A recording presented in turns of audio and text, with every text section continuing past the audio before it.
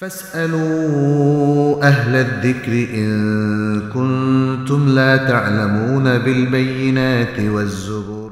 السلام عليكم ورحمة الله وبركاته. الحمد لله رب العالمين والعاقبة للمتقين والصلاة والسلام على نبينا محمد وعلى آله وأصحابه أجمعين أما بعد. প্রিয় দর্শক, আপনাদের সবাইকে স্বাগত জানাচ্ছি আমাদের জানতে চাই লাইভ সেশনের আজকের পর্ব থেকে। আজকে আমাদের 158তম পর্ব। আমরা আশা করছি আপনারা সকলে ভালো আছেন। নানা কারণে আমরা মাঝে মাঝে দু একটা পর্ব স্কিপ করছি, প্রতি সপ্তাহে করতে পারছি না, সেজন্য দুঃখিত এবং আল্লাহর কাছে আমরা ক্ষমা চেয়ে নিয়েছি। আপনারা অনেকেই আগ্রহ পোষণ করে থাকেন আমাদের এই জানতে চাই সেশনের জন্য, সেটা অনেকেই আমাদেরকে জানিয়েছেন। আপনাদেরকে অনেক অনেক শুকরিয়া। আমাদের প্রশ্নোত্তর থেকে আপনারা উপকৃত হচ্ছেন, সেজন্য আমি আপনাদের শুকরিয়া জ্ঞাপন করতে চাই। আপনাদের সাথে আমাদের ইলমি একটা কানেকশন তৈরি হয়ে গেছে, আলহামদুলিল্লাহ। অনেকগুলো প্রশ্ন আমাদের কাছে আছে, আমরা এর মধ্য থেকে কিছু প্রশ্ন বাছাই করে নিচ্ছি। প্রথম প্রশ্ন পাঠিয়েছেন শারমিন আক্তার। তিনি সালামের পরে প্রশ্ন করেছেন, বলেছেন অনলাইনে বিবাহের ক্ষেত্রে বিভিন্ন পেজ, ম্যারেজ মিডিয়া থেকে প্রস্তাব দেওয়ার পর পাত্র পাত্রীপক্ষের কাছ থেকে পাত্রের ছবি চায়, ছবি দেওয়া জায়েজ নেই, এটা বলার পরেও পাত্র বলে বিবাহের ক্ষেত্রে ছবি দেওয়া জায়েজ আছে, এটা কতটুকু জায়েজ বিস্তারিত জানতে চাই। ধন্যবাদ বোন শারমিন।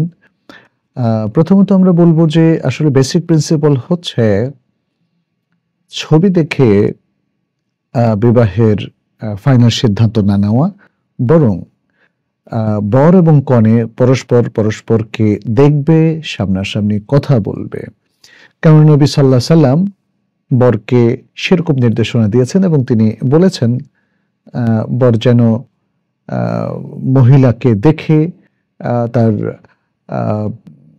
তার প্রতি তার সিদ্ধান্তটা সে বাস্তবায়ন করতে পারে। ফলে আমরা বলবো যে তার ছবি দেখে সিদ্ধান্ত তারা নেবে না। শেখ মোহাম্মদ বিন সালেহ বিন উসাইমিন রাহিমাহুল্লাহ তিনি মহিলাদেরকে নিষেধ করেছেন যেন তারা বরের কাছে ছবি না পাঠায়, এবং এই কারণে যে সমস্ত ভুল ত্রুটিগুলো হয়ে থাকে সেটাও তিনি উল্লেখ করেছেন, এবং যে মাফসাদা অথবা যে বিপর্যয়গুলো হয়, যে ক্ষতির মুখোমুখি নারীরা হয়ে থাকে, সেগুলো তিনি উল্লেখ করেছেন। অর্থাৎ তিনি আসলে প্রবলভাবে নিষেধ করেছেন যেন মেয়ে পক্ষ ছেলে পক্ষকে ছবি না দেয়। তবে এখানে উলামায়ে কেরাম উল্লেখ করেছেন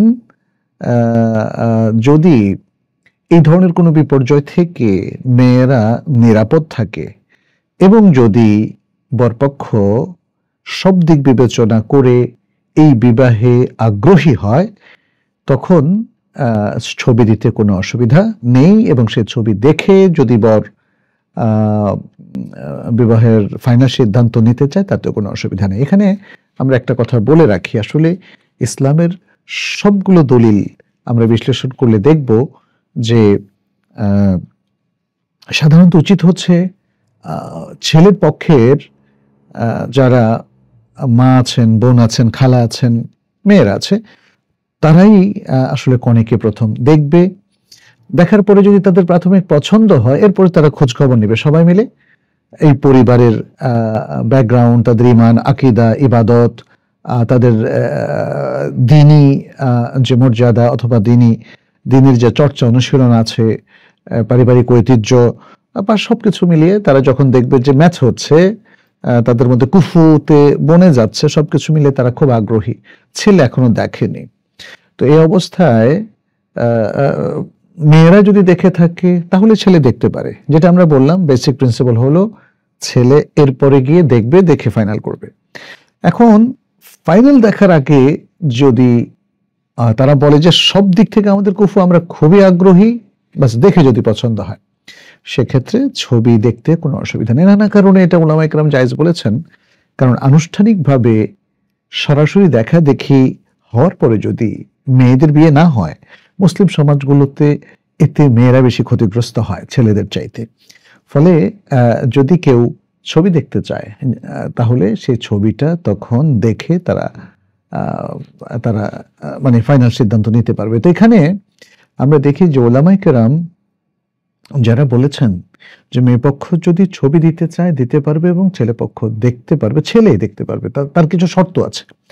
১ নম্বর শর্ত হলো যে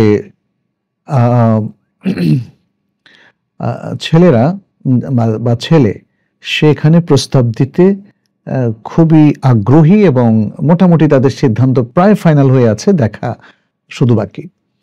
আর যদি এমনটা হয় যে ছেলে দেখবে কি এখানে আগাবে কি আগাবে না, স্টিল তার মধ্যে কোনো মানে দ্বিধাদ্বন্দ্ব আছে, তার পরিবারের মধ্যে দ্বিধাদ্বন্দ্ব আছে, তারপরে মেয়েটা যদি অস্বাভাবিক রকম ভালো হয়, সুন্দর, দেখতে সুন্দর হয়, তখন তারা যাবে। এরকম তারা দুধের মধ্যে থাকলে তাহলে মেয়ে পক্ষের উচিত হবে না সেখানে ছবি পাঠানো বা এভাবে আগানো। দ্বিতীয় শর্ত হলো মেয়ের ছবিতে কি থাকবে? মেয়ের ছবিতে শুধুমাত্র তার চেহারাটা সেখানে থাকবে এবং তার পুরো মাথা খোলা থাকতে পারবে না, অথবা এমন কোনো পোশাকে থাকতে পারবে না যে পোশাকটা আপত্তিজনক, হ্যাঁ, যেমন টাইট কোনো পোশাকে বা ঘরের মধ্যে যে পোশাকটা সে পরে থাকে সে পোশাকে না, সে শুধু চেহারা দেখাতে পারবে, যেটা সাধারণত মাহরামের সামনে তারা দেখিয়ে থাকে। হ্যাঁ, আচ্ছা, যদি অনেক বেশি খোলামেলা ছবি হয় তাহলে সে ছবি পাঠানো অথবা সে ছবি দেখা কোনোটাই জায়েজ নেই। ৩ নম্বর হচ্ছে বর যে ছবিটা দেখবে সে ছবিটা আমভাবে মানে লেনদেন হবে না, বরং একজন বিশ্বস্ত আমানতদার মহিলার মাধ্যমে সে ছবিটা হস্তান্তর হবে এবং শর্ত থাকবে এই ছবিটা দেখে আবার ফেরত দেবে এবং এই ছবিটা সে অনলাইনে বা ফেসবুকে দেবে না বা অন্য কারো কাছে চালাচালি করবে না বা এই ছবিটাকে আবার ছবি তুলে অন্যদের কাছে সে পাঠাবে না, ইত্যাদি ইত্যাদি। অর্থাৎ এইটা একটাই ছবি হবে যে ছবিটা সে ফেরত দিবে যদি বিয়ে না হয়, এবং এই ছবিটা সে অন্য পুরুষদের মধ্যে শেয়ার করতে পারবে না। চতুর্থ হচ্ছে মানে সে ছবিটা শুধু দেখবে এবং সেই ছবিটা বর নিজের কাছে রেখে দিতে পারবে না, বন্ধুদের কাছে পাঠাতে পারবে না, যেটা আমরা একটু আগেও বললাম। তবে এই ছবিটা সে একাধিকবার যদি দেখতে চায়, বিবাহের সিদ্ধান্ত নেওয়ার ব্যাপারে সে ১-২ দিন নিজের কাছে রাখতে চায়, এটা জায়েজ আছে। আচ্ছা, ৫ নম্বর যে শর্ত সেটি হচ্ছে যারা গায়ের মাহরাম তারা এ ছবি দেখতে পারবে না। তো মোটামুটি এই শর্তগুলো যদি পূরণ করা হয় তাহলে পাত্র, আমি পাত্র পক্ষ বলবো না, পাত্র পাত্রীর ছবি দেখতে পারে। অন্যথায় পাত্রীর উচিত হবে না সেই ছবি প্রোভাইড করা অথবা তার পক্ষ থেকে সেটাকে প্রোভাইড করা যদি এই শর্তগুলো ভঙ্গ হয়। এরপরের প্রশ্ন আমরা যাই। আরিয়ান লায়েক বলেছেন, জামাতে সালাতরত অবস্থায় মুক্তাদির যদি কোনো ওয়াজিব ছুটে যায় তাহলে কি সাজদা দিতে হবে? আর উপরোক্ত সমস্যা মাসবুক ব্যক্তির হলে তখন করণীয় কি? অর্থাৎ তিনি দুটো প্রশ্ন করেছেন এখানে। মূলত মুক্তাদি যদি কোনো ভুল করে সালাতের মধ্যে তাহলে ইমামের পেছনে তাকে কি আলাদা সাজদা দিতে হবে? ইমাম তার ভুল করেননি, তার সাজদা হবে না। আর যদি তিনি মাসবুক হন তারপরে তার ভুল হয় তাহলে কি তিনি সাজদা করবেন কিনা? এখানে প্রথমে আমরা বলবো যে মুক্তাদি যদি তার সালাতের মধ্যে ভুল করেন তাহলে তার দুই অবস্থা, এটা প্রশ্নের মধ্যে উঠে এসেছে। এক হলো তিনি মাসবুক নন, তিনি ইমামের সাথেই শুরু করেছেন, ইমামের সাথে সবগুলো রাকাত তিনি পেয়েছেন। এখন যদি তিনি কোনো কিছু ভুলে যান, কোনো ওয়াজিব তরক করেন, তাহলে তার উপর সেজদা ওয়াজিব হবে না, কারণ ইমাম তার পক্ষ থেকে এই ভুলটা তাহাম্মুল করবে, বহন করে নেবে। যেমন তিনি সুবহান রাব্বিল আযীম এটা পড়তে ভুলে গেলেন সেজদার রুকুর মধ্যে, সুবহান রাব্বিল আলা সেজদার মধ্যে এটা পড়তে ভুলে গেলেন, অথবা তিনি কোনো একটা ওয়াজিব তিনি তরক করলেন, তাহলে সেক্ষেত্রে তার সালাতটা হয়ে যাবে, সহু সেজদা করতে হবে না, কারণ ইমাম ভুল করেননি, ইমাম কোনো মুক্তাদির ভুলের কারণে সহু সেজদা করতে বাধ্য নন। তবে যদি এমন কোনো আমল তিনি করে বসেন যাতে সালাতের গুরুত্বপূর্ণ ফরজ মিস হয়ে যায়, যেমন তার একটা সেজদা মিস হয়ে গেল, ইমামের সাথে একটা সেজদা করতে পারলেন না, অথবা তার একটা রুকু মিস হয়ে গেল, তো এগুলো তো রোকন।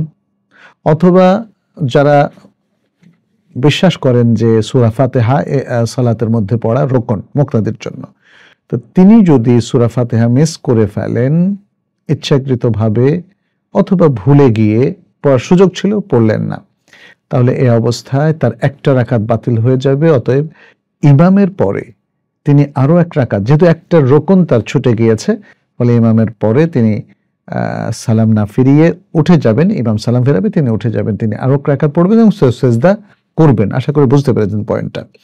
আর মুক্তাদি যদি মাসবুক হয়, যেটা প্রশ্নের মধ্যে এসেছে, অর্থাৎ মুক্তাদি এক রাকাত পেল না বা দুই রাকাত পেল না বা তিন রাকাত পেল না, বাকি এক রাকাত পেল বা দুই রাকাত পেল বা তিন রাকাত পেল, চার রাকাত পুরোটা পেল না, এই অবস্থায় যদি তিনি কোনো ভুল করেন এবং এই ভুলটা তার ওয়াজিব তরকের ক্ষেত্রে হয় বা অন্য যে কোনো ফরজ তরকের ক্ষেত্রে হয়, ফরজ তরকের ক্ষেত্রে আমরা বলেছি রাকাত বাতিল হবে, পরবর্তীতে তিনি আরো এক রাকাত অতিরিক্ত পড়ে সহু সেজদা করবেন। আর ওয়াজিব তরকের ক্ষেত্রে যেহেতু তিনি ইমামের পরেও কন্টিনিউ করছেন, তাহলে তাকে এই ভুলের মাসুল স্বরূপ সহু সেজদা করতে হবে। এমনকি এই ভুলটা যদি তার ইমামের সাথে যতক্ষণ ছিল দুই রাকাত পাইছে, তিন রাকাত বা এই অবস্থায় যদি হয়ে থাকে, তবুও তাকে সহু সেজদা করতে হবে। অথবা ভুলটা যদি তার ইমামের পরে, অর্থাৎ ইমাম সালাম ফিরিয়ে ফেলছে, তারপরে যে অংশটা পড়ছিল সেখানে হয়, তবুও তাকে সহু সেজদা করতে হবে। তাহলে তিনি মাসবুক হলে, মাসবুক হওয়া অবস্থায় ইমামের সাথে ওয়াজিব তরক হলে, অথবা তার ইমামের পরে ওয়াজিব তরক হলে, যে কোনো অবস্থায় তাকে সহু সেজদা করতে হবে। আশা করি বুঝতে পেরেছেন। আচ্ছা, এরপরে আমরা যাচ্ছি তৃতীয় প্রশ্নে। ওয়াহিদা খানম এই প্রশ্নটি পাঠিয়েছেন। তিনি বলেছেন, কাপড়ে বা শরীরের কোন অঙ্গে যদি কয়েক ফোঁটা বা এক দেড়হামের চেয়ে বেশি পরিমাণ প্রস্রাব লাগে এবং ধৌত করার আগে যদি তা বাতাস বা কোনোভাবে মানে শুকিয়ে যায়, সূর্যের আলো বা অন্য কোনোভাবে, এবং শুকনো অবস্থায় যদি ওই কাপড়ে বা অঙ্গে প্রস্রাবের গন্ধ বা চিহ্ন না থাকে, তাহলে কি সেটা পবিত্র কিনা? তাহলে আমরা এখানে সব ধরনের নাজাসাতের বিষয়টা এখানে প্রশ্ন করা হয়নি, প্রশ্ন হয়েছে প্রস্রাবের ব্যাপারে, যে কাপড়ে অথবা শরীরে প্রস্রাব লেগেছে, শুকিয়ে গেছে, বাতাসে হোক সূর্যের আলোতে হোক শুকিয়ে গেছে। এখন শুকনো অবস্থায় তার গন্ধ পাওয়া যাচ্ছে না, চিহ্ন পাওয়া যাচ্ছে না, তাহলে কি এটা পবিত্র বলে ধরে নেব, নাকি স্টিল এক্ষেত্রে নাজাসাত আছে? আচ্ছা, এখানে আমরা বলবো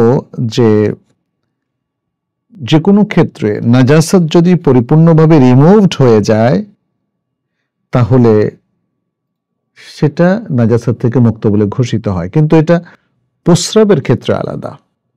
প্রস্রাব যদি শুকিয়ে যায়, তারপরেও এই হুকুমটা দেওয়া কঠিন যে এখানে এটা নাজাসাত থেকে মুক্ত হয়ে গেছে।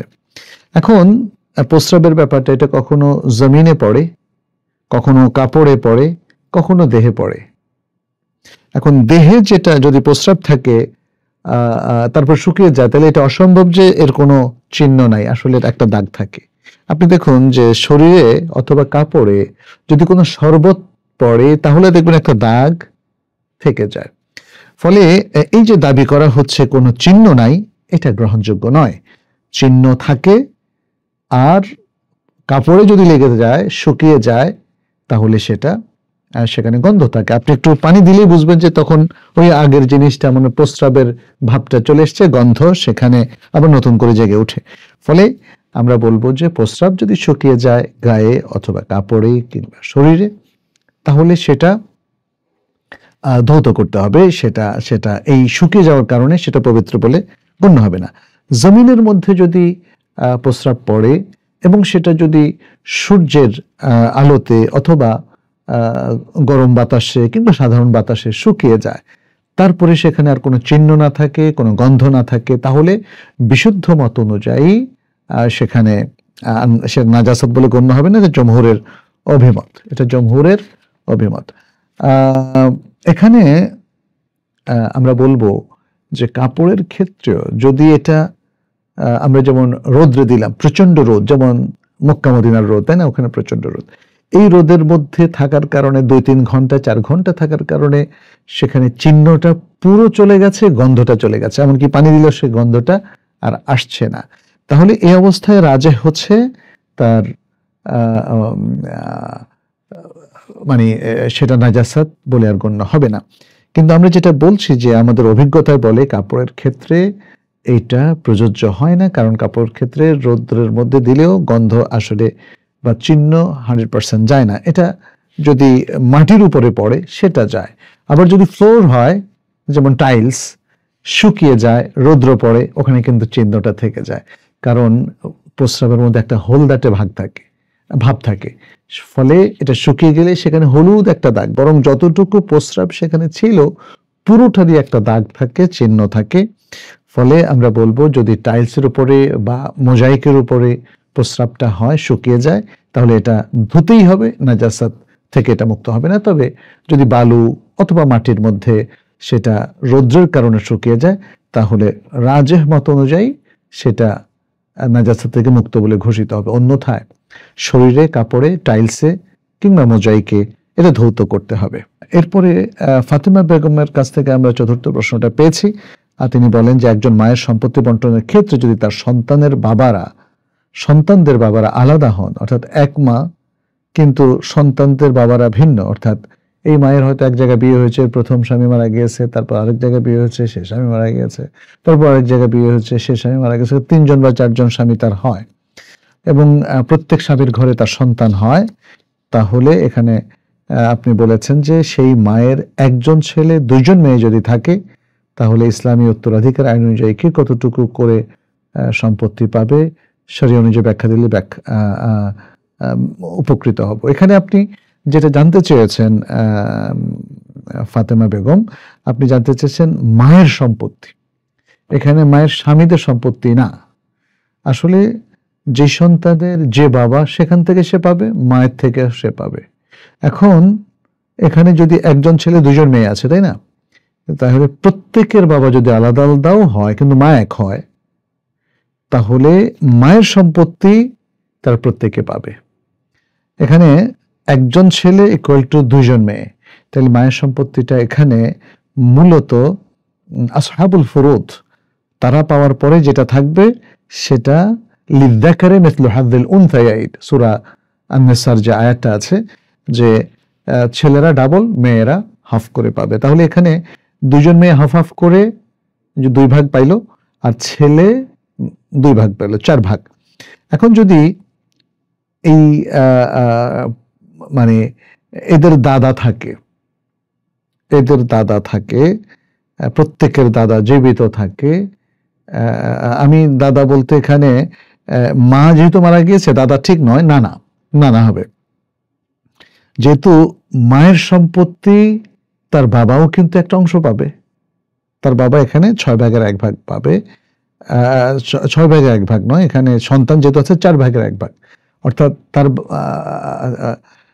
এই মায়ের যে লাস্ট স্বামী, আমি ধরে নেব কারণ একসাথে তো একাধিক স্বামী মেয়েদের থাকে না, এই মায়ের যে লাস্ট স্বামী তিনি কিন্তু তার সম্পত্তি থেকে পাবেন, এবং তিনি যেহেতু তারও একটা সন্তান আছে, সন্তান থাকা অবস্থায় স্বামী পাবে 4 ভাগের 1 ভাগ, সন্তান না থাকলে স্বামী পাবে 2 ভাগের 1 ভাগ। তাহলে দেখা যাচ্ছে যে এই মায়ের সম্পত্তি থেকে তার সর্বশেষ স্বামী সে 4 ভাগের 1 ভাগ পাবে। তাহলে এই 4 ভাগের 1 ভাগের পরে যে 3 ভাগ থাকবে সেটা এই একজন ছেলে আর 2জন মেয়ের মধ্যে বন্টিত হবে, যেভাবে আমরা বললাম ছেলে ডাবল, মেয়ে হাফ। হাসিনা মুমতাজ আপনি বলেছেন নতুন ভাড়াটিয়ার কাছ থেকে বাসা ভাড়া বাবদ অগ্রিম অর্থ নেওয়া হলে কারণবশত সেই ভাড়াটিয়া বাসায় না উঠেই বাসা ছেড়ে দেওয়াই অগ্রিম অর্থ রেখে দিলে কি কোনো গুনাহ হবে? মানে নতুন ভাড়াটিয়া সে বাসা ভাড়া নেওয়ার সময় অগ্রিম অর্থ দিয়েছে, সে ভাড়াটিয়া যে কোনো কারণে হোক বাসায় উঠে নাই, বাসা ছেড়ে দিয়েছে, তাহলে এই অগ্রিম অর্থটা তিনি রেখে দিবেন কিনা এটা দেখতে হবে। যে যেমন ধরেন অনেক সময় তো আমরা বাসা ভাড়া নেই 2-3-4 মাস আগে, 3 মাস পরে উঠবো, তাই না? এই বাসাটা আগের ভাড়াটিয়া ছেড়ে দিবে, আমি নেব। তো নেওয়ার জন্য আমরা কি করি? আমরা অগ্রিম দিয়ে দিই। অগ্রিম দিয়ে এটাকে নিশ্চিত করি যে আমি এই বাসায় উঠবো, এই জন্য 2 মাসের অগ্রিম নেন। বাংলাদেশে এটাই প্রচলিত। আচ্ছা, এখন আমি যদি পরের মাসে আমি বলে ফেলি এবং বাড়িওয়ালাকে জানাই যে ভাই যে কোনো কারণেই হোক আমি হয়তো দেশের বাইরে চলে যাচ্ছি, অথবা আমি এখানে থাকছি না, এখানে থাকা সম্ভব নয়, আমি আর নিচ্ছি না, তাহলে 3 মাস আগে আমি নিলাম, 2 মাস আগে জানিয়ে দিলাম যে আমি এখানে থাকবো না, তাহলে এই অবস্থায় যে অতিরিক্ত অগ্রিম অর্থ যেটা বাড়িওয়ালা নিলেন সেটা রেখে দিলে তার গুনাহ হবে, তিনি সেটা ফেরত দিতে হবে। কারণ এখানে ভাড়া যিনি নিয়েছেন তিনি কিন্তু যথেষ্ট টাইম আগে জানিয়ে দিয়েছেন তিনি নেবেন না, অতএব তার অগ্রিমের টাকাটা ফেরত দিবেন এবং তিনি আবার নতুন করে অন্যদের কাছে ভাড়া দিবেন। এটাই হচ্ছে নিয়ম।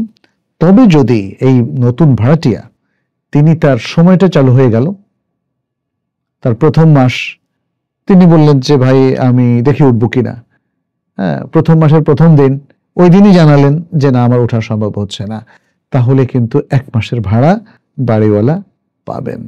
মানে যেভাবে শর্ত আর কি, যে তিনি যখন তার সময়টা শুরু হয়ে গেছে, তাহলে তাদের মধ্যকার শর্ত হচ্ছে বাসা ছাড়ার সময় কতদিন আগে জানাবেন? 1 মাস আগে জানাবেন। তো 1 মাস আগে জানানোর তিনি এখন জানালেন, ফলে 1 মাসের ভাড়াটা তাকে বেয়ার করতে হবে, আর এটার অতিরিক্ত যে টাকাটা থাকবে সেটা অন্য সময়ের মতোই বাড়িওয়ালা ভাড়াটিয়াকে ফেরত দেবেন। মোহাম্মদ শাহিন আহমদ বলেছেন, কেমন আছেন? আলহামদুলিল্লাহ, এখন আল্লাহর রহমতে ভালো আছি। আপনি প্রশ্ন করেছেন আমি ফুটপাতে খাবার নিয়ে ব্যবসা করতে চাচ্ছি, ইনশাআল্লাহ কোরআন সুন্নাহর আলোকে আমাকে কিছু নাসিহা করবেন। জাযাকুমুল্লাহু খায়রান ওয়া ইয়াকুম।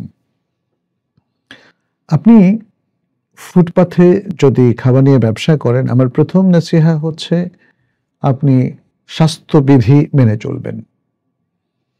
যদিও ফুটপাথে খাবার যারা বিক্রি করছে আমরা দেখতে পাচ্ছি তারা স্বাস্থ্যবিধি মেনে চলে না, তারা খাবারকে ওপেন রাখে, অস্বাস্থ্যকর পরিবেশে খাবার রেখে তারা বিক্রি করে, এটা আসলে শরিয়া সম্মত নয়।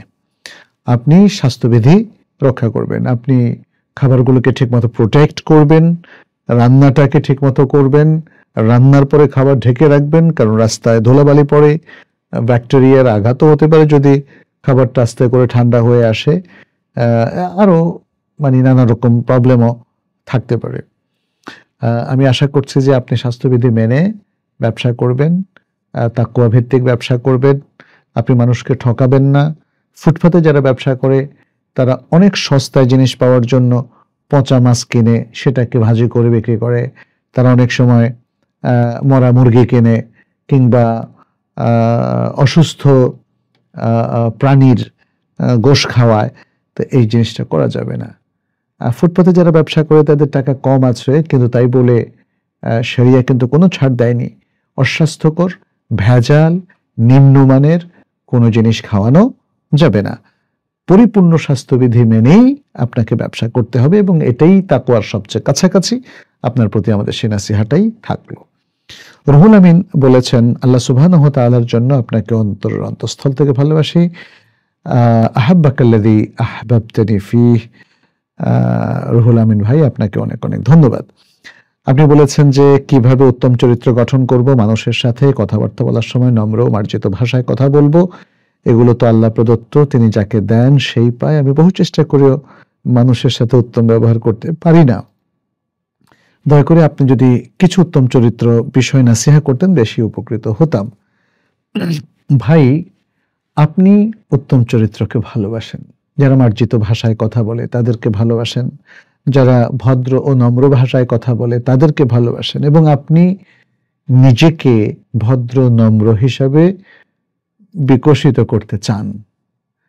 আমার তো মনে হয় অর্ধেক কাজ আপনি এর মধ্যে করেই ফেলেছেন, আলহামদুলিল্লাহ। আপনি বলেছেন অনেক চেষ্টা করে আপনি উত্তম ব্যবহার করতে পারছেন না। এটা হতে পারে আপনার বিনয়, হতে পারে সত্য।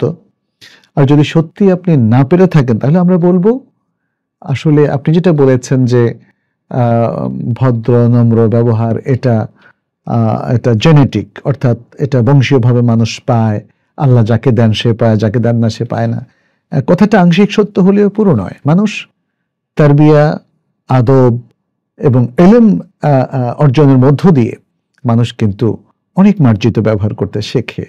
মানুষের শিক্ষা, সংস্কৃতি এবং তার চমৎকার এনভায়রনমেন্ট, ইলমি এনভায়রনমেন্ট, ভদ্র পরিবেশে সে যদি থাকে, তার বাবা মা যদি ভদ্র হয়, সে যাদের সাথে উঠে বসে তারাও যদি ভদ্র হয়, তাহলে খুব অল্প সময়ের মধ্যেই কিন্তু আপনার আচরণের মধ্যে পরিবর্তন আসবে। এই জন্যে আমি বলবো যে আপনি ভালো মানুষদের সাথে উঠা বসা করবেন, যাদের ব্যবহারে আপনি মুগ্ধ, আপনি তাদেরকে অনুসরণ করবেন। এবং যারা ভালো মানুষ, সুন্দর মার্জিত ভাষায় কথা বলে, আপনি তাদেরকে অনুসরণ করবেন। তাহলে আমি আশা করছি যে আপনিও অত্যন্ত মানুষের কাছে একজন ভালো মানুষ হিসাবে গণ্য হবেন এবং মানুষ আপনাকে ভালোবাসবে।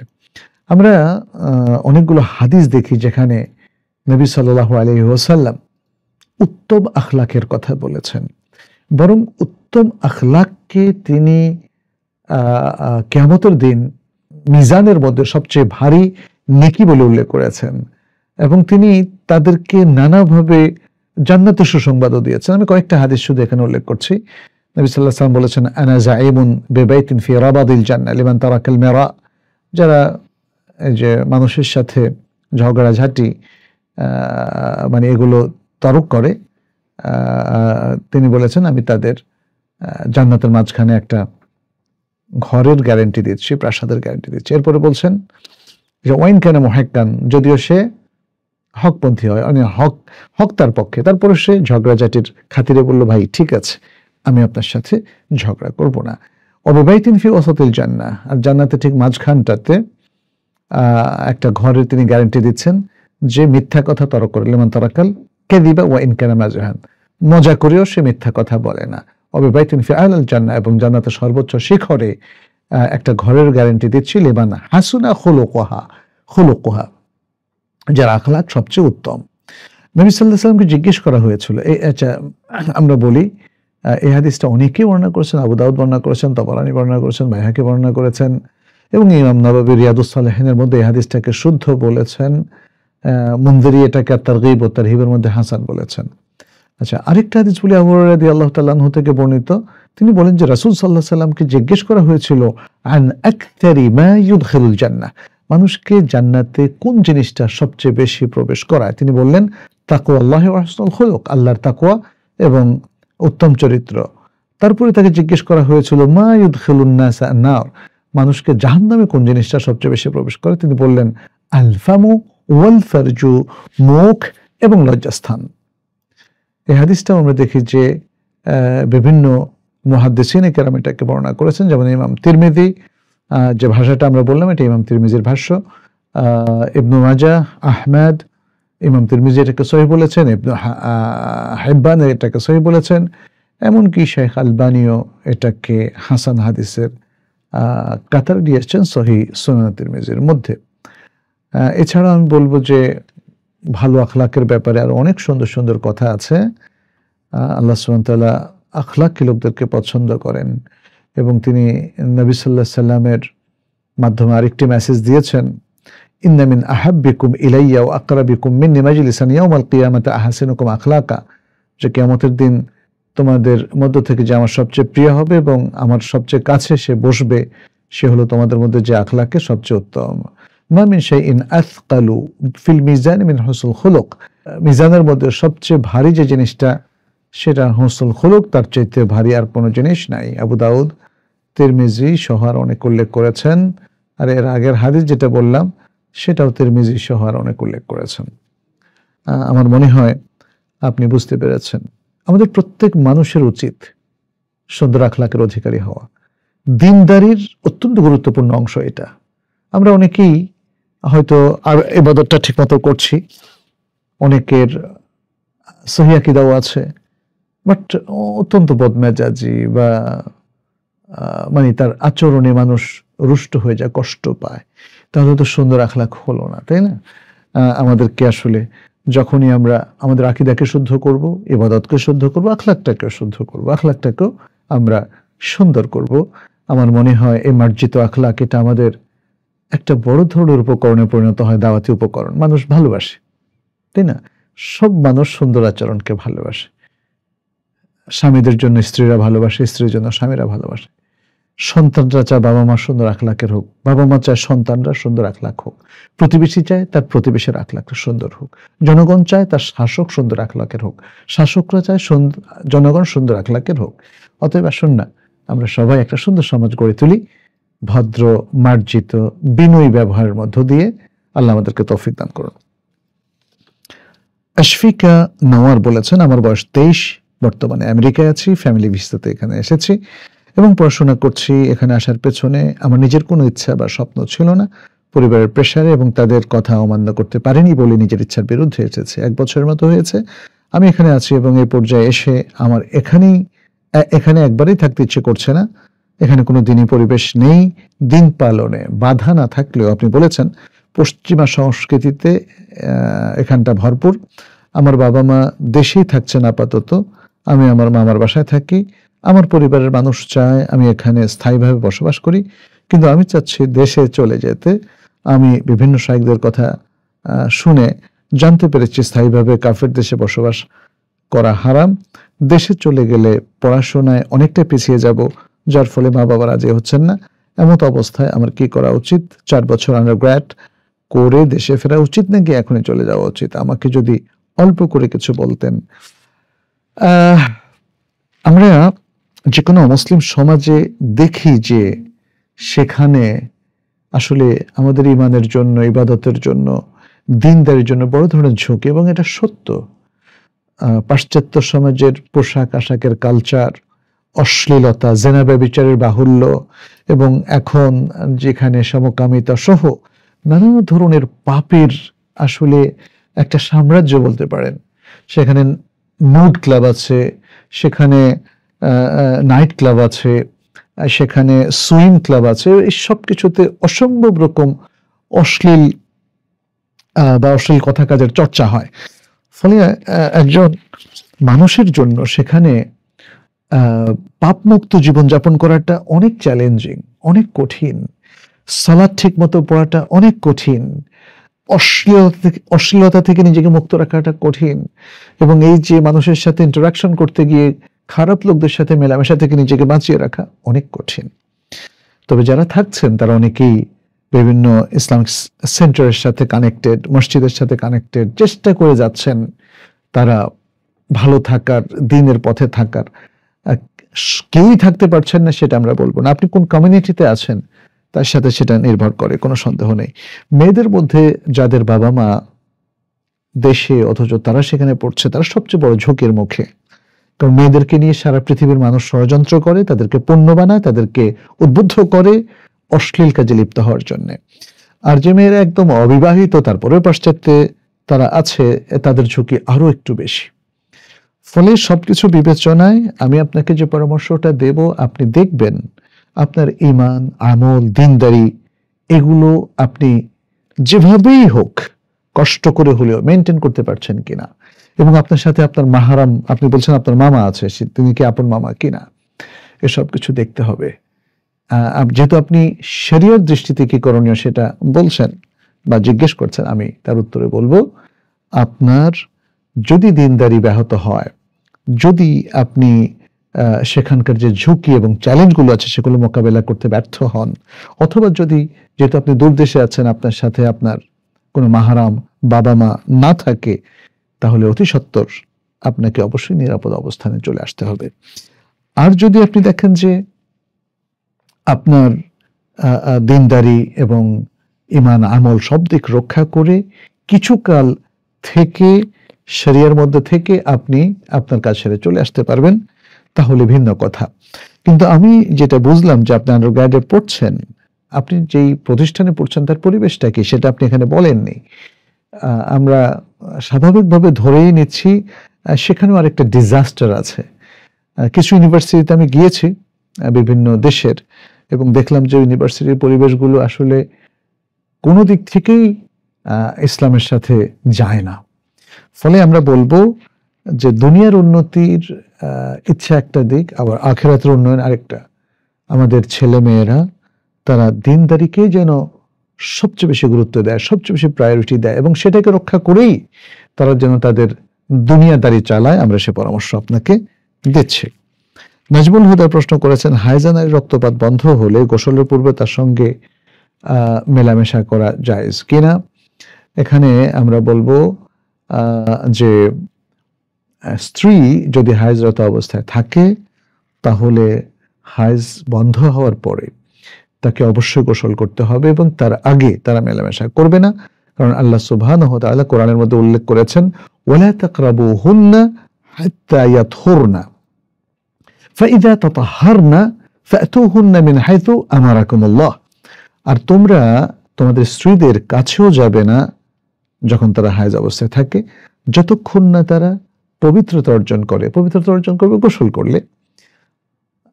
অতঃপর যখন তারা পবিত্রতা অর্জন করবে তখন তোমরা আল্লাহ যেভাবে নির্দেশ দিয়েছেন সেভাবে তোমরা তাদের কাছে আসবে, তাদের সাথে মেলামেশা করবে।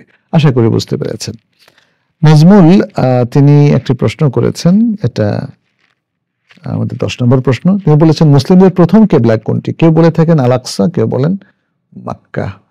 আমরা কোরআনে যেটা দেখি, আল কোরআন বলছে, ইন্না আউওয়ালা বাইতিন উদিআ লিন-নাস আল্লাযী বিবাক্কাতা মুবারাকান ওয়া হুদাল লিল আলামিন।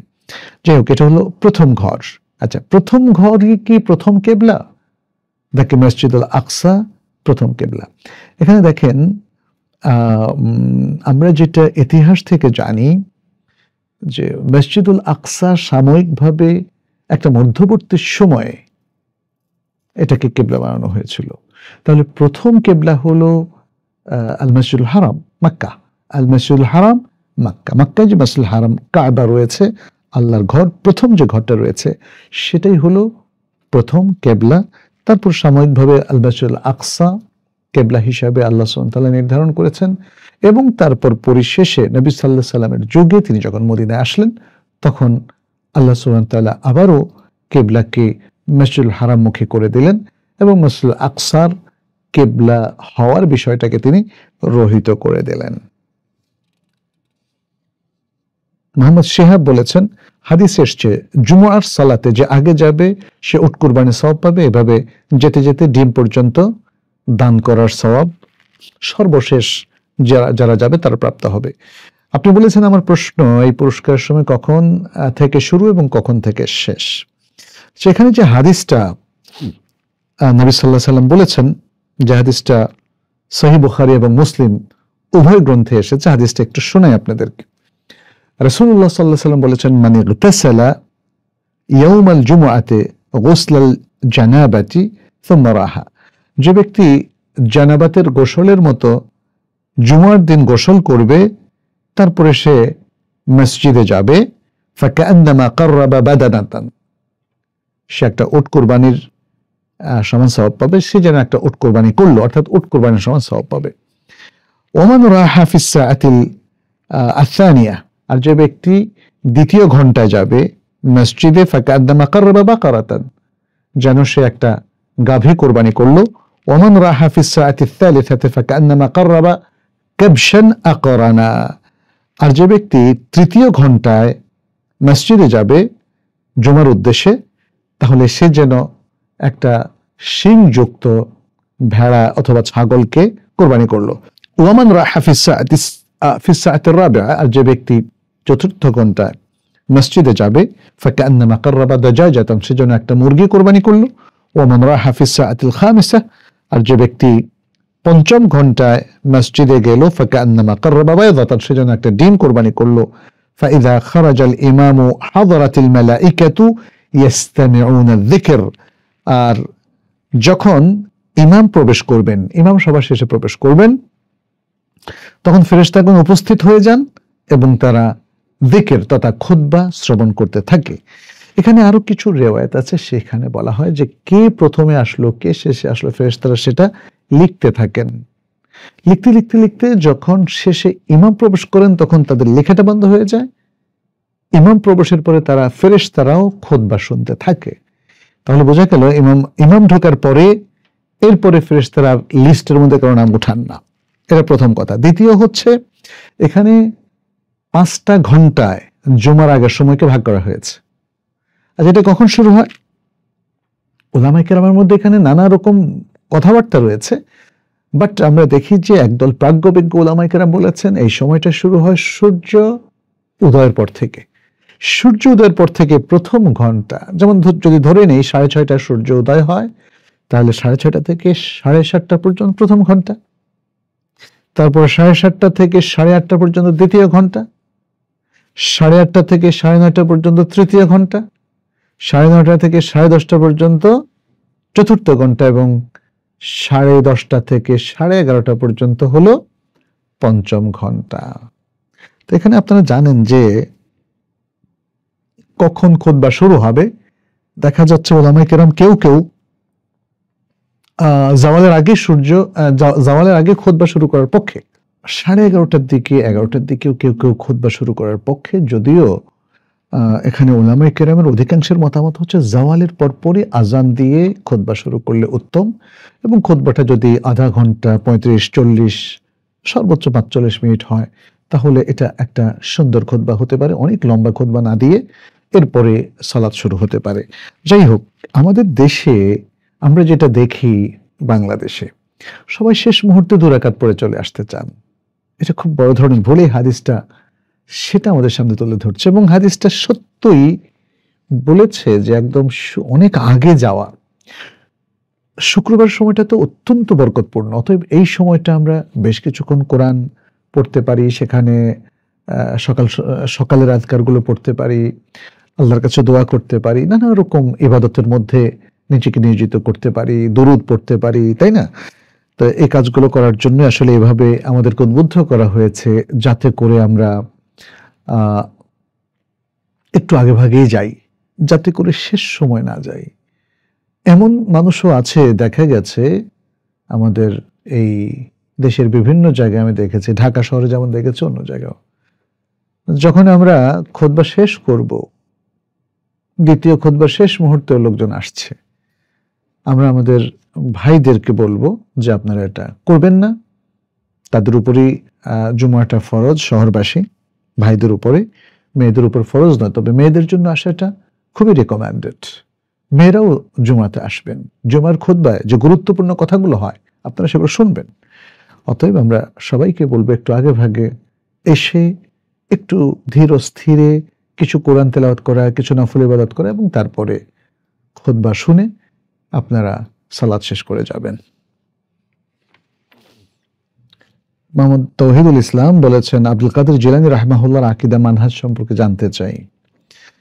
তিনি একজন আরব ছিলেন, তিনি আব্দুল কাদের আল জিলানী আবু মুহাম্মদ আব্দুল কাদের বিন আবু সালেহ বিন আবি সালেহ আব্দুল্লাহ ইবন জঙ্কি দোস্ত আল জিলি আল হাম্বলি।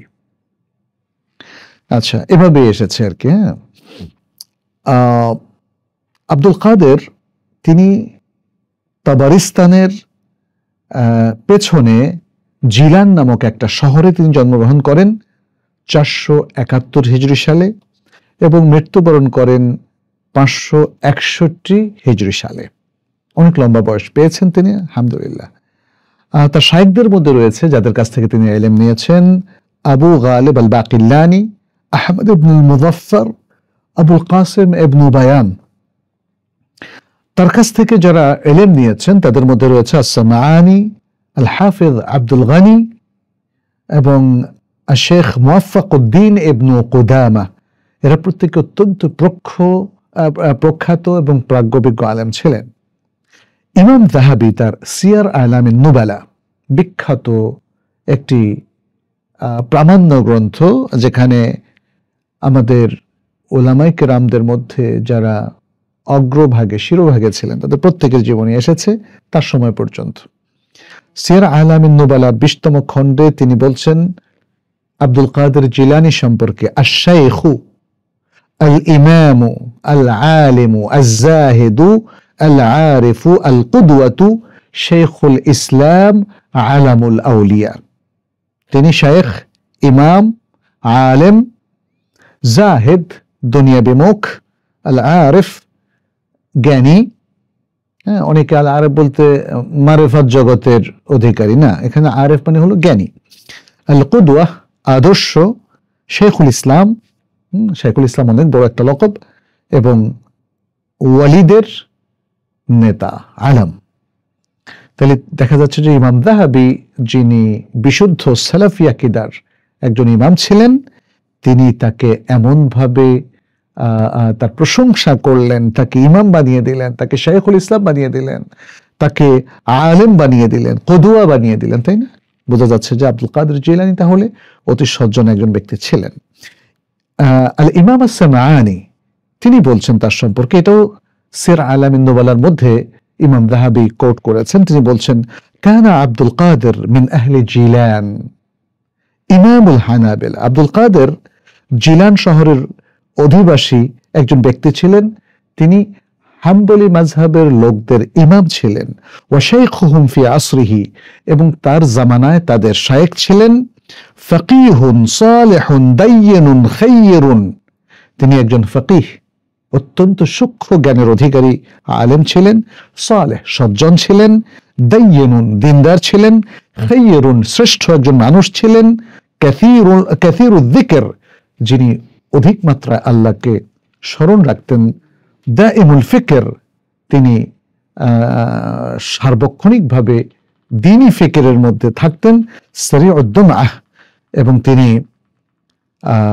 খুব দ্রুত কেঁদে ফেলতেন আল্লাহর ভয়ে, আল্লাহর ভালোবাসায়, আল্লাহর মাহাব্বতে। সুবহানাল্লাহ, সুবহানাল্লাহ, রাহিমাহুল্লাহ, রাহিমাহুল্লাহ।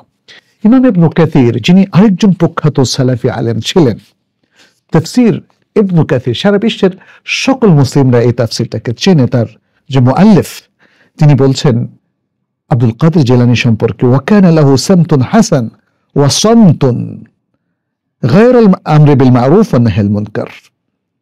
বলছেন তার ছিল অত্যন্ত চমৎকার কিছু বৈশিষ্ট্য এবং নীরবতা। অধিক কথা বলতেন না, নীরব একজন মানুষ, জ্ঞানী গুণী, শিক্ষিত, প্রশিক্ষিত আল্লাহওয়ালা মানুষরা বেশি কথা বলেন না।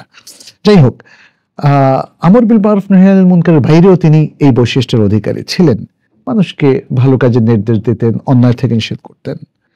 ওয়া কানা ফীহি তাযাহুদুন কাসীর, এবং তার মধ্যে দুনিয়ার প্রতি মানে নির্লোভ, এটা ছিল বেশি। অর্থাৎ দুনিয়ার প্রতি তার কোনো আগ্রহই ছিল না, দুনিয়ার কোনো লোভী তিনি ছিলেন না। এখানে জুহুদ শব্দটাকে বুঝতে হবে যে দুনিয়ার সবকিছুকে তিনি উপেক্ষা করতেন না, দুনিয়ার প্রতি তার কোনো আকর্ষণ ছিল না, এই অর্থে এখানে বলা হয়েছে। লাহু আহওয়ালুন সালিহা ওয়া মুকাশাফাত, তার বেশ কিছু ভালো ভালো অবস্থা ছিল এবং তার কিছু আমলও ছিল। ওলি আতবাইহি ওয়া আসহাবিহি ফিহি মাকালাত, এবং তার এই আমলগুলোর মধ্যে তার যারা অনুসারী, তার যারা বন্ধু, তাদের কিছু বক্তব্য ছিল। ইয়াযকুরুনা আনহু আকওয়ালান ওয়া আফআলান ওয়া মুকাশাফাত আকতারুহা মুগালাত। তবে এই যে বন্ধু বান্ধব যারা তার ভক্ত, তার অনুসারী, তাদের মধ্যে অনেক বাড়াবাড়ি ছিল। তারা অনেক মানে আলতু ফালতু কথাবার্তাও তার কাছ থেকে উল্লেখ করেছেন। এর জন্য কিন্তু আব্দুল কাদের জিলানী দায়ী নন, বরং তার কাছ থেকে যারা বানিয়ে বানিয়ে কথাগুলো বলছে তারা দায়ী। ইবনে কাসির এরপর বলছেন, ওয়াকাদ কানা সালিহান ওয়ারিআন, তিনি ছিলেন অতি সতর্ক, তাকওয়া যুক্ত একজন সৎ ব্যক্তি। ওয়াকাদ সান্নাফা কিতাব আল গুনিয়াহ ওয়া ফুতুহাল গায়ব, তিনি দুটো বিখ্যাত কিতাব লেখেন, একটার নাম আল গুনিয়া আর একটা হলো ফুতুহুল গায়ব। এবং ইবনে কাসির বলেন, ওয়া ফীহিমা আশিয়াউন হাসানা, এবং এই দুটো কিতাবের মধ্যে রয়েছে অনেক সুন্দর সুন্দর বিষয়। তবে তিনি আরো উল্লেখ করেছেন, ওয়া যাকারা ফীহিমা হাদিসা দাঈফা ওয়া মাওদুআ, এর মধ্যে তিনি অনেক দুর্বল হাদিস উল্লেখ করেছেন, জাল হাদিস উল্লেখ করেছেন। তার মানে হচ্ছে আব্দুল কাদের জিলানী অত্যন্ত সজ্জন, গুণীজন, শিক্ষিত, আলেম, ইমাম একজন ব্যক্তি ছিলেন, তবে ভুলের ঊর্ধ্বে ছিলেন না। তার কিছু ভক্তরা তার ব্যাপারে অনেক কথা প্রচার করেছে, যেগুলোর অনেকগুলোর মধ্যে অনেক বাড়াবাড়ি আছে, এবং তার গ্রন্থগুলোর মধ্যেও দাঈফ হাদিস কিংবা জাল হাদিসও পাওয়া যায়।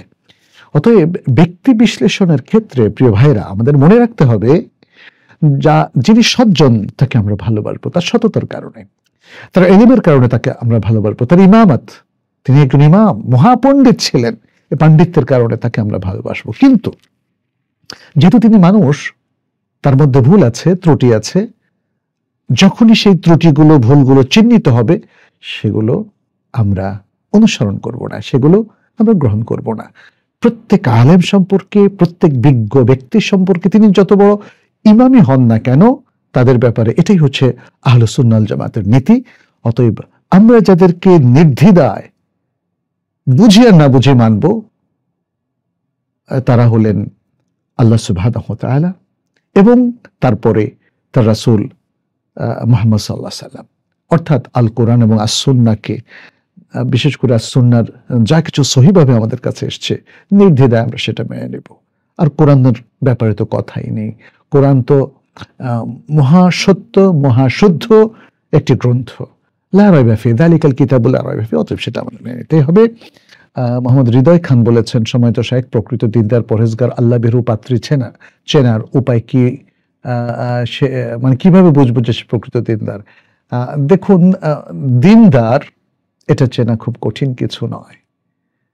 হ্যাঁ, আপনার জন্য কঠিন হবে যদি আপনি নিজে দিনদার না হয়ে থাকেন, তাহলে আসলে দিনদার খুঁজে বের করা কঠিন।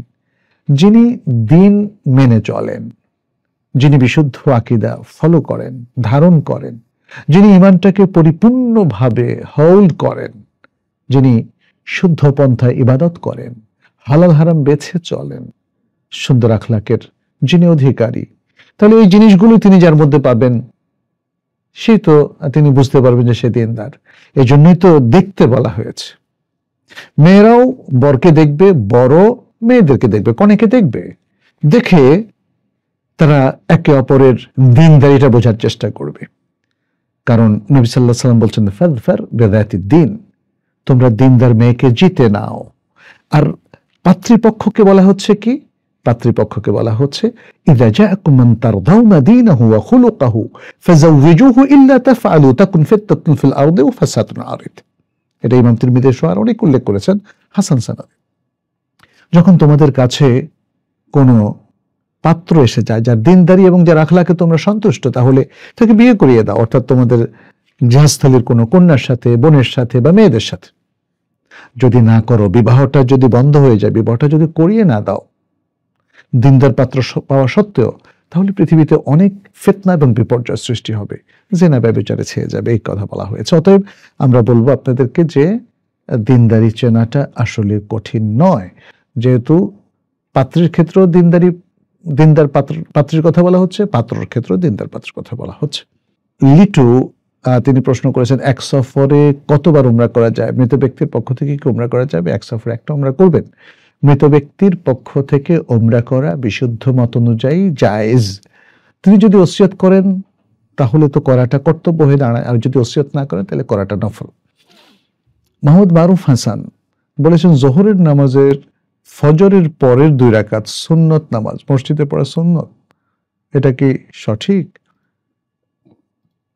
আচ্ছা, ফরজের পরের 2 রাকাত অর্থাৎ যেটা রাতেব, ফরজের আগেও রাতেব নামাজ আছে জোহরে, ফরজের পরেও রাতেব নামাজ আছে, এটা মসজিদে পড়া সুন্নাহ এমনটা বলাটা সঠিক নয়। আপনি এটা মসজিদেও পড়তে পারেন, ঘরেও পড়তে পারেন। তবে আমরা যেটা নবী সাল্লাল্লাহু আলাইহি সাল্লাম থেকে ইনস্ট্রাকশন পাই, সেখানে দেখি তিনি সুন্নত নামাজগুলো ঘরে পড়াটা পছন্দ করতেন এবং সেই নির্দেশনায় তিনি বিভিন্ন হাদিসে দিয়েছেন। নাহিদ ইসলাম বলেছেন, মাগরিবের নামাজ কোনো কারণে পড়তে দেরি হয়েছে, এখন এমন সময় এশার জামাত শুরু হয়ে গেছে, সেক্ষেত্রে কি করণীয় এবং কিভাবে আদায় করব বিস্তারিত বলবেন দয়া করে। এখানে আসলে একটা বড় ইখতিলাফি বিষয় আছে যে আপনি এশার নামাজের পেছনে মাগরিবের নামাজের নিয়ত করতে পারবেন কিনা। যদি শুরু থেকে করেন তাহলে তো আপনি তৃতীয় রাকাতের পরে বসে যেতে হবে এবং তারপরে ইমাম আরো 1 রাকাত পড়বেন ইত্যাদি নানা ধরনের যেহেতু অসঙ্গতি থাকে, এই জন্য উলামায়ে কেরামের মধ্যে আমরা এই ক্ষেত্রে কনসেনসাস কোনো ওপিনিয়ন পাই না। তবে আমি বলবো যে আপনার মাগরিব কোনো কারণে পড়তে দেরি হয়েছে, এশার জামাত শুরু হয়ে যাবে কেন? আপনি সতর্ক হলেন না কেন? এর প্রশ্ন আপনার প্রতি। আপনি জানেন যে এশার ওয়াক্তের আগ পর্যন্ত মাগরিবের ওয়াক্ত থাকে। এটা কোনো সিজনে সেটা 50 থেকে 55 মিনিট, আবার কোনো সিজনে 1 ঘন্টা, সোয়া 1 ঘন্টা, 1 ঘন্টা 20 মিনিটও হয়ে থাকে। আপনি এটা উমুল করার যে তাকওয়িমটা আছে, ক্যালেন্ডারটা আছে, এটা অ্যাপসে গেলে পেয়ে যাবেন। তো আমরা বলবো মাগরিবের নামাজ পড়তে দেরি হলে আপনি পড়ে নেবেন, আগেই পড়ে নেবেন, এশার আগেই পড়ে নেবেন। এখন এশার জামাত শুরু হওয়া পর্যন্ত কেন অপেক্ষা করলেন, তাই না? এটা একটা বড় প্রশ্ন, এটা যেন না হয় খেয়াল রাখবেন। আর এশার জামাত যদি শুরু হয়ে যায় তাহলে আপনি মাগরিবটা আগে পড়ে নেবেন, তারপর এশার জামাতে শামিল হবেন। যদিও ওলামায়ে কেরাম কেউ বলেছেন জামাত শুরু হয়ে গেলে ওই জামাতে শামিল হয়ে মাগরিবের নিয়তে আপনি 3 রাকাত পড়ে ফেলতে পারবেন, এটা কারো মত আছে। বাট আমার কাছে মনে হয় যে আপনি মাগরিবটা আলাদা করে পড়ে নেওয়াটা উত্তম। যদি আপনি বা আপনার সাথে আরো গ্রুপ থাকে, তারা মাগরিবটা আপনারা পড়ে নেবেন এবং তারপরে এশার জামাতের যতটুকু পান সেখানে শামিল হবেন। কামাল মিল্লি বলেছেন, আমার বাবা খুব অসুস্থ, ঢাকা বংশাল বড় মসজিদের মুয়াজ্জিন ছিলেন, আমার বাবার জন্য দোয়া করবেন। অবশ্যই দোয়া করছি। আপনার বাবার জন্যে মুয়াজ্জিন তো আসলে আল্লাহর কাছে অত্যন্ত প্রিয় একজন বান্দা, এবং কিয়ামতের দিন আল্লাহ তাআলা তাদেরকে নানাভাবে সম্মানিত করবেন, এবং এত সম্মানিত করবেন বুখারীর হাদিসগুলো পড়ে মনে হয় যেন ইমামের চাইতে মুয়াজ্জিন অনেক বেশি সম্মানিত। তো আমরা দোয়া করি যিনি এত দীর্ঘ খেদমত করেছেন, আল্লাহ যেন তাকে সুস্থ করে দেন। আমরা পাশাপাশি এই অনুরোধও করব আমাদের মুসলিম ভাই বোনদের মধ্যে যারা সামর্থ্যবান আছেন। এই ভদ্রলোক, তিনি ব্যক্তিগতভাবেও তার পরিবার থেকে আমার সাথে যোগাযোগ করা হয়েছিল, তাকে যতটুকু সম্ভব হেল্প করা যায়, এবং বংশাল বড় মসজিদের কর্তৃপক্ষকে আমি অনুরোধ করব এই মুয়াজ্জিন যিনি এত লম্বা টাইম খেদমত করেছেন, তাকে যদি কোনো হেল্প করা যায় আপনারা চেষ্টা করবেন, আমরাও চেষ্টা করবো ইনশাআল্লাহ। শরীফ ইসলাম বলেছেন, দোকানের অ্যাডভান্স টাকা নিয়ে খাওয়া কি হালাল, দেওয়া কি জায়েজ আছে? যে কোনো বিল্ডিং কিংবা দোকান অথবা ইজারার ক্ষেত্রে, রেন্টের ক্ষেত্রে সিকিউরিটি মানি বলে একটা বিষয় আছে, যাতে করে যখন আপনি এটা ছেড়ে দিতে চাইবেন, দেখা যাবে যে 1-2 মাস আপনি দিচ্ছেন না, দিতে পারছেন না, নানা কারণে মানুষ কেউ 1 মাস, কেউ 2 মাস, কেউ 5 মাস, কেউ 6 মাস বা কেউ 1 বছর অগ্রিম রাখে। এটা জায়েজ আছে, এটা তো মুআমালাতের বিষয়, এটা এমন নয় যে এটা অন্যায়, এটা ফেরতযোগ্য, এটা ফেরতযোগ্য। তবে ভাড়াটিয়ে ব্যক্তি অথবা যিনি রেন্ট নিয়েছেন তিনি যদি কোনো ধরনের বড় ধরনের ত্রুটি করেন, অন্যায় করেন, তাহলে সেই পরিমাণ টাকা এটা থেকে বাদ যাবে। আর এই অ্যাডভান্সের টাকাটা এটা যেমন জমির মালিক অথবা দোকানের মালিক তিনি নেবেন, তিনি এটাকে খরচ করতে পারবেন না। যদি এমন শর্ত থাকে তাহলে খরচ করতে পারবেন না। আর যদি এমন শর্ত আরোপ করা না হয় দুজনের মধ্যে, তাহলে তিনি এটা খরচ করতে পারবেন। তবে শর্ত হচ্ছে যখন যিনি অ্যাডভান্স দিয়েছেন তিনি চলে যাবেন, তার ভাড়ার মেয়াদটা শেষ হবে, তখন তার প্রাপ্য টাকাটা তাকে ফেরত দিতে হবে। আচ্ছা, এরপরে তানিয়া তিনি বলেছেন, আপনার কাছে অনলাইনে কাউন্সেলিং এর জন্য কিভাবে কি করতে হবে, হোয়াটসঅ্যাপ কলের মাধ্যমে কাউন্সেলিং কিভাবে নেওয়া যাবে বিস্তারিত জানতে চাই। তাইবা একাডেমির মাধ্যমে আপনারা কাউন্সেলিংটা পেতে পারেন। কাউন্সেলিং সেবাটা আমরা গত 4 বছর যাবত দিয়ে আসছি। আপনি তাইবা একাডেমির ফেসবুকে অথবা তাইবা একাডেমির ওয়েবসাইটে ঢুকলেই সেখানে কাউন্সেলিং যে অপশনটা আছে সেখানে ক্লিক করে আপনি কাউন্সেলিং নিতে পারেন। এছাড়াও একটা নাম্বার আছে 01911285 744 285 744। এই নাম্বারে ফোন দিয়ে অথবা SMS করে অথবা হোয়াটসঅ্যাপ করে আপনি কাউন্সেলিং পেতে পারেন। আচ্ছা, একজন বলেছেন মেসেঞ্জার গ্রুপ কলে একজন বোন সকাল সন্ধ্যার দিকে কোরআন তেলাওয়াত করছে, বাকি বোনরা শুনছে, এতে কি কোনো গুনাহ হওয়ার সম্ভাবনা আছে? সকাল সন্ধ্যার যিকির তো প্রত্যেককেই করতে হবে, তাই না? একজন বোন করবে, অন্যরা শুনবে কেন?